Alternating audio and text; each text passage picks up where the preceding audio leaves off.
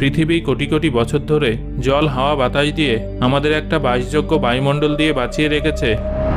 আজ প্রযুক্তিবিদ্যায় মানুষ এতটাই উন্নতি সাধন করেছে যে বর্তমানে মানুষের কাজ মেশিন নিয়ে নিয়েছে। কিন্তু বন্ধুরা, আপনারা কি কখনো ভেবে দেখেছেন যে আমাদের এই পৃথিবীটা সৃষ্টি হলো কিভাবে? প্রথম থেকেই কি পৃথিবী সবুজে পরিপূর্ণ একটা গ্রহ ছিল? আজকের মতো হওয়ার জন্য পৃথিবীকে কতগুলো বছর অপেক্ষা করতে হয়েছে? পৃথিবীর অস্তিত্বের আগে এখানে কি ছিল? এই প্রশ্নগুলোর উত্তর পেতে হলে আমাদের কোটি কোটি বছর পিছনে ফিরে যেতে হবে। এমন কোন ঘটনা ঘটেছিল যার জন্য পৃথিবীর এরকম একটা গঠন তৈরি হলো?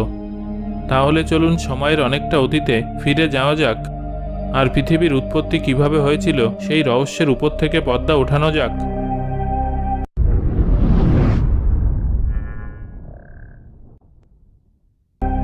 আমরা এখন পিছিয়ে এসেছি প্রায় 460 কোটি বছর আগে।